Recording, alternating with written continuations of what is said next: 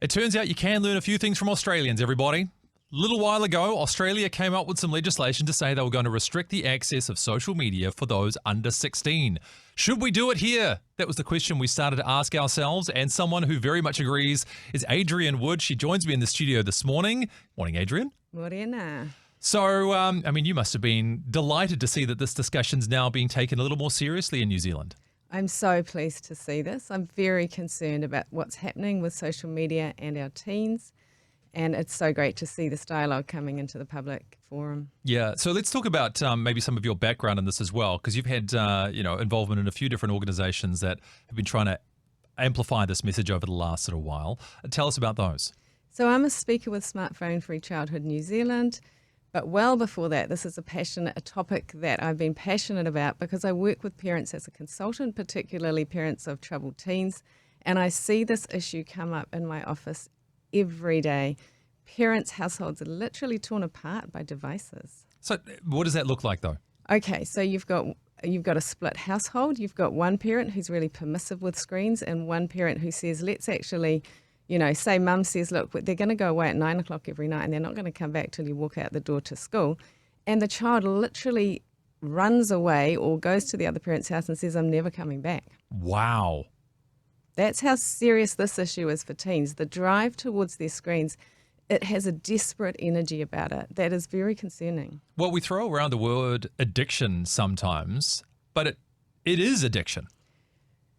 Clinically, it's not addiction in every teen, but it actually is in some. When they look at the way the white blood cells light up in kids who are hugely driven to screens, it is the same as someone with an addiction to cocaine. Wow. So we kind of know this in our own lives, though, don't we, as adults for a moment, and, the overlap here between what's good for us and what's good for our children. We've talked about this restriction now for the under 16s. Let's build on that to begin with. What would that even look like in our under 16s lives? And then maybe we'll talk about how this could be relevant for the adults in the room as well. Okay, so just to be clear, it's a social media ban. It's not a technology ban. So we're not saying let's take away all the good things that technology brings to our lives. It's saying there is a real difference between risky screen use and healthy screen use. And one of the high top places in that risky screen use category is social media. So it's a social media ban for under 16. Now, people have come to me, and I get a lot of kickback on this issue, and said, my 17-year-old, has worked really hard. They think this is working against us, not for us. And I say, it's your 17-year-old. Something developmentally happens in the brain of a child around 16. That number wasn't chosen out of the air. Developmentally around 16, all the cognitive functioning starts to come back after all of that reorganization that happens in the early teens. The ability to make rational decisions is far stronger in a 16-year-old than it is in a 13, 14, 15-year-old. And so the formative impact is really the thing we're looking to mitigate. Absolutely. When the child's brain is developing and they have very little understanding of protecting themselves, the idea is let's step in and protect them from what they don't know how to protect themselves from yet. Now, there might be those who hear this and think that we are catastrophizing just a little bit. I'm sure you'd be very well aware. I think of the work of Jonathan Haidt, you're probably very familiar with, and how he's looked into the impact, particularly on young women or on girls, and how this is drastically impacted their mental health. Is that something you can speak to more now? Yeah, so the statistics are very alarming. The increase in anxiety is, I think, up to about 200% in girls since 2011. In New Zealand, we're well ahead of the game. I think that one research paper said 353% increase since 2011. What happened in 2011? That's when smartphones became front-facing and social media took off. So that's when risky screen use started affecting the mental health. Anxiety, depression, eating disorders, attention issues, and many, many other what were traditionally mental health issues that affected tiny percent of our population are creeping up and up since 2011. Now, you were asking about girls. Yes, social media is affecting girls worse than it is affecting boys, affecting their mental health. Girls are very big at comparing themselves to others, and social comparison is creating huge issues for our girls out there in terms of disordered eating, in terms of body dysmorphia, which is trying to not understanding yourself in a sensible way, always being intensely anxious about your looks. This is being exacerbated and exacerbated. And the thing that concerns me, Andrew, is the way that teens are pushing into others' approval instead of going to the parents and adults responsible for them.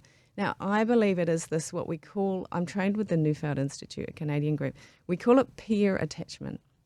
Now, for generations, as long as we know, culture has transmitted from adult to child through a good, close parent-child attachment.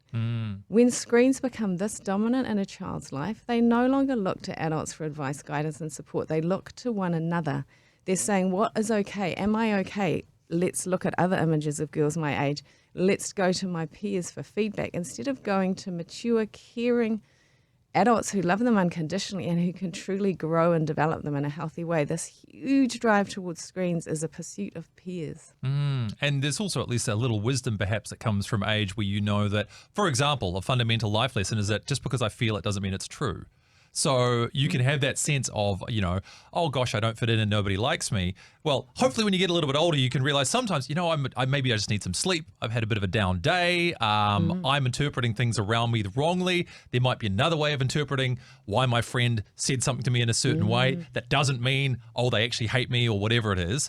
But when you're younger, you're trying to figure this stuff out. You're also going to a network of younger and inexperienced people. You're going to amplify those things that are really just noise. And we rely on our loving, more experienced elder family members to help us see through. And if I can just share a little story with you, which is a story that's been repeated in my practice as I talk to parents many times.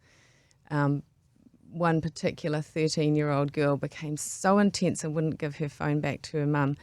And it was so escalated that the mum couldn't work out. They had a good relationship before this. And finally she got out of her after much, much probing. What's going on? Why won't you hand over the phone? Why is it such a big deal? This little girl said, Mum, my best friend wants to commit suicide and I have to keep texting her all through the night to keep her alive. Whoa. Now what 13-year-old can bear the weight of that on what their own adult can shoulders? bear the weight of that? Absolutely. What adult and what professional? There are professionals whose entire work is in this kind of kaupapa. We take care of our young people. We're trained in it. And that's a heavy weight even then. We cannot expect kids to go to peers with these big, big issues. Parents say, I don't need to train parents what to say. What you said just before is exactly what kids need to hear. We know what they need from us, and if we don't know, we resource ourselves with professionals who can help us. But to put that weight on another teen's shoulders is crushing. Yeah. So, I think I've made my thoughts fairly clear on this one for anybody listening as well. But for the sake of steel manning here as well, what would you say maybe is one of the strongest arguments you've heard, at least against this, or those who have said that this ban on social media for under 16s is not required because, what would you say is maybe the strongest argument you've heard in that respect? Not that you'd agree necessarily, but what do you think? Well, it kind of comes down two ways. One is the parent who goes, it's too hard.